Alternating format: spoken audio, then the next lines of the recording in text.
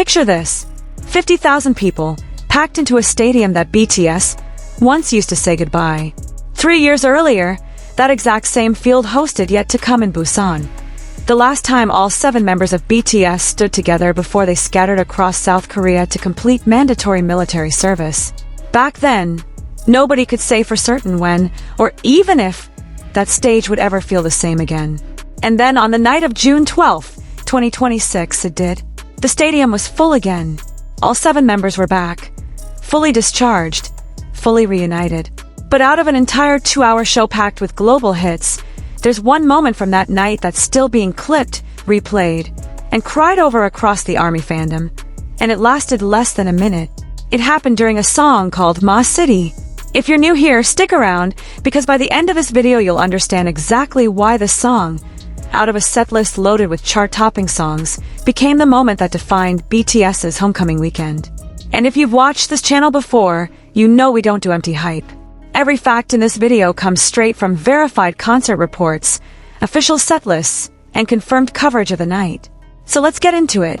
And if you're new, now's a great time to hit subscribe, because we're covering every major moment of this historic Arirang World Tour as it happens, all the way through to its finish line in 2027.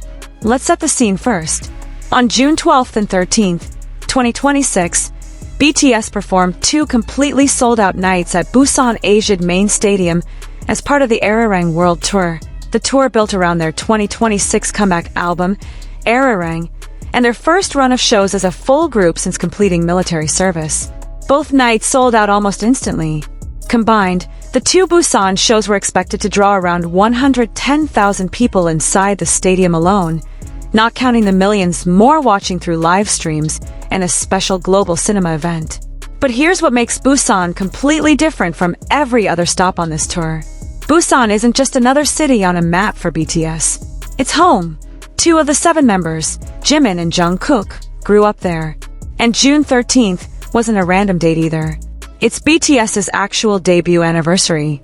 13 years earlier, on June 13th, 2013, 7 teenagers from a company almost nobody had heard of debuted as Banked and Sonyeondan.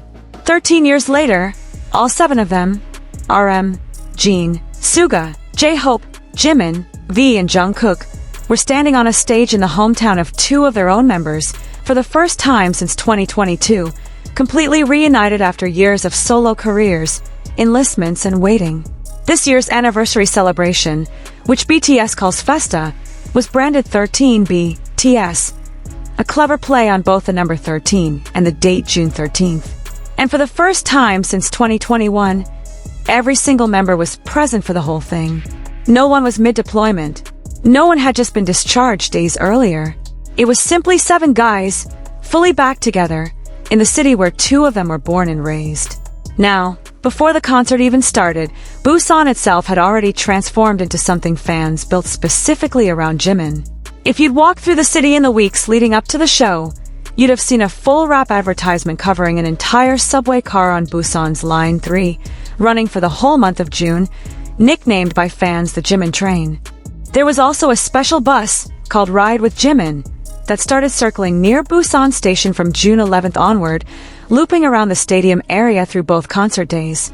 And at Jonghapanninjang Station, fans recreated, for the 3rd time in BTS history, a 200-meter wall wrap advertisement tracing Jimin's entire 13-year journey from his earliest days as a trainee all the way to the global star he's become.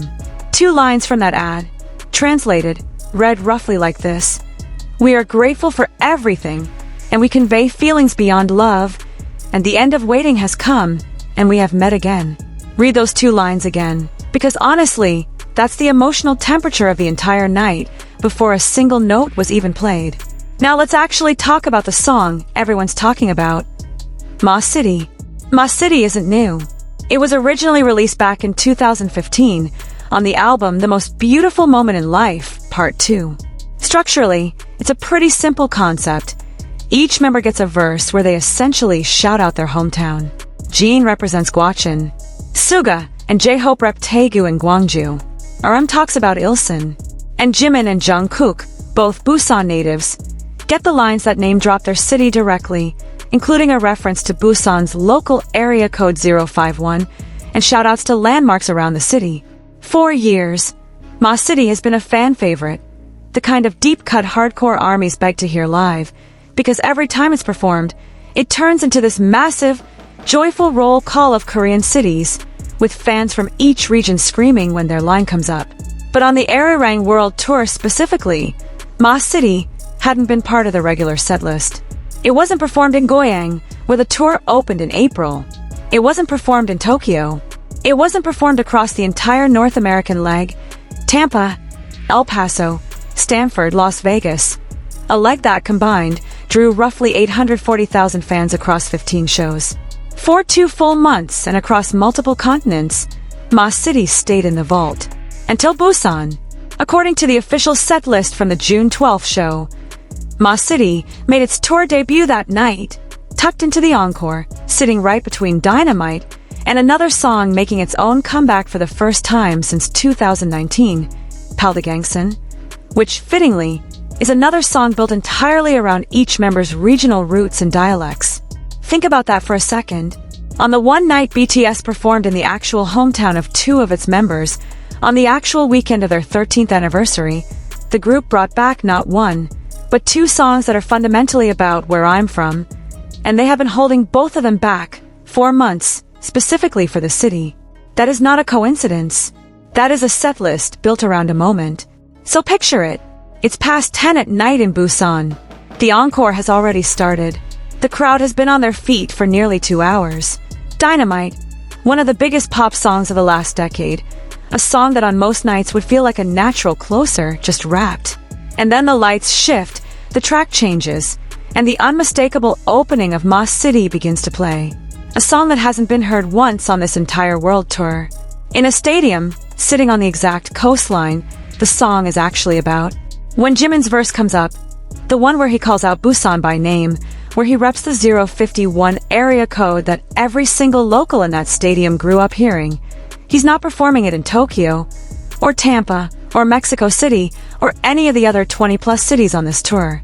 He's singing it standing on ground he grew up not far from, in front of tens of thousands of people, a meaningful portion of whom are quite literally his neighbors, people who watched a kid from Busan grow into one of the most recognized performers on the planet.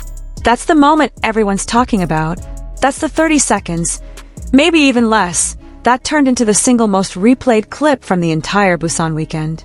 And if you're watching this thinking, okay, but why does this specific moment hit harder than, say, him performing literally any other song on that stage? Here's the thing.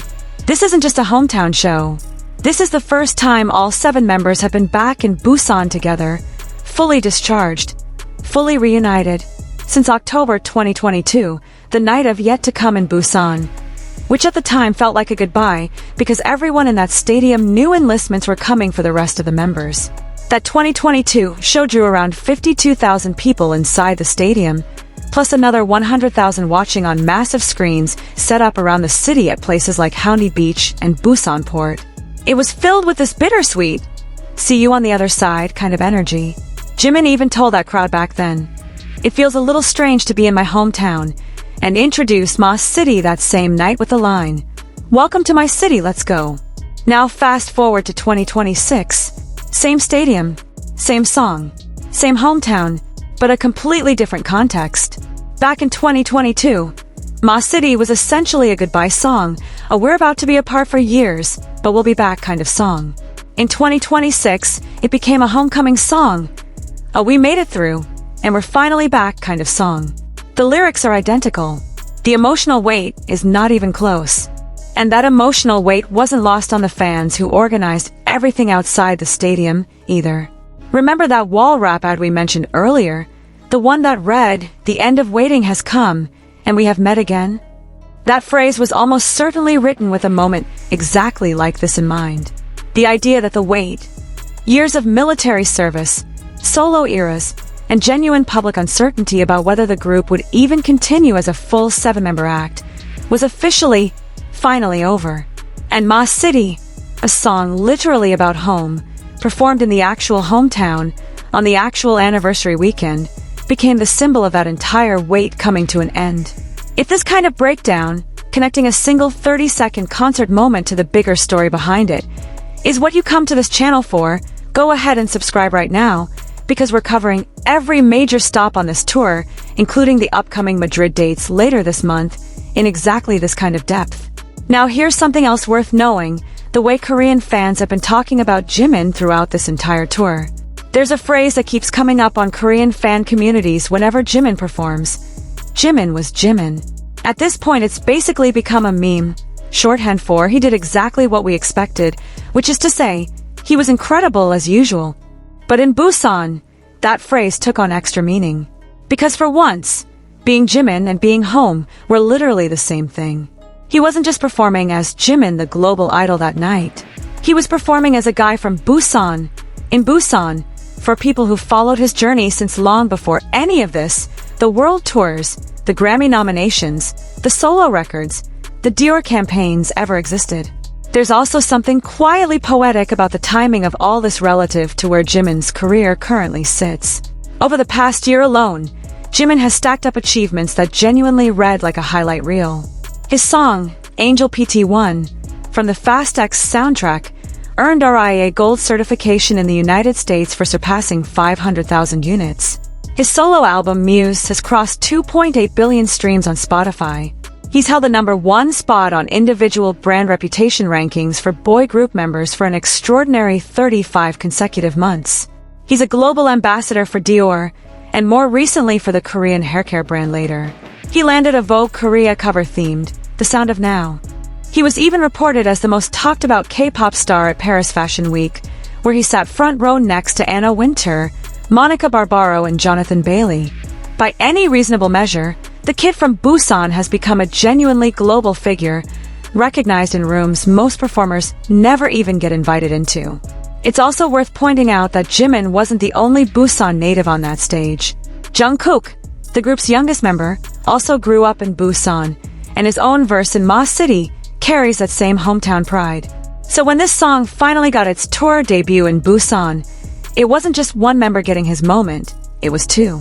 Two members of BTS, both raised in the same city, both standing in that city's biggest stadium, both singing lines written about streets and neighborhoods they grew up around. Four longtime fans who followed both of their individual stories, Jimin's path from a local dance academy in Busan to global ambassador roles, and Jungkook's own journey as the group's golden magne, seeing both of them get this moment together, on this specific night, added another layer to why it landed the way it did. And yet, for one night, all of that took a backseat to a 4-line verse about an area code. That's kind of the whole point, isn't it? With everything Jimin has accomplished on a global stage over the last year, the moment that broke through, the clip everyone is sharing, the moment people are saying made 50,000 people emotional, wasn't a chart milestone or a Fashion Week appearance. It was him, on a stage built in his actual city, singing a song that's basically just him saying, "I'm from here." Within hours of the show ending, clips of that Ma City moment were already circulating across X, TikTok, and Weverse, picked up by fan accounts in multiple languages and stitched into compilation videos alongside footage from the 2022 yet-to-come show for comparison. That side-by-side framing, 2022 versus 2026, Goodbye versus Homecoming, is a huge part of why this particular clip traveled so far beyond just the Korean fanbase. You didn't need to understand a single word of Korean to feel what was going on. The body language, the crowd noise, the way the camera lingered on Jimin's face as he sang those lines, all of it communicated the moment on its own. For international armies who couldn't make it to Busan, and for casual viewers who maybe only know BTS from Dynamite or Butter, this clip became an easy entry point into understanding just how much history was packed into that one stadium that weekend. And this is really just the beginning of what's still to come on this tour. After Busan, the Arirang World Tour heads to Europe with a 2-night stop in Madrid on June 26th and 27th, followed by dates in Brussels, London, and Munich through the summer. Each of those cities is going to bring its own surprises, its own surprise songs, and almost certainly its own emotional moments, though probably nothing will quite match the specific weight of Home plus Anniversary plus a song about home, all landing on the same night, in the same city at the same time. That's a combination that's genuinely hard to repeat. Let's also walk through what surrounded this moment, Because honestly, the entire night was stacked with callbacks and firsts, almost like the whole set list was building toward something. The main set opened with Hooligan, moved into a remix of Run BTS, then They Don't Know About Us, Like Animals, a fake love remix, Swim, Merry-Go-Round, 2.0, a Korean language version of Normal, a Not Today remix, Mic Drop, FY, Fire blended with elements of FY, Body to Body, and finally Idol to close out the main set.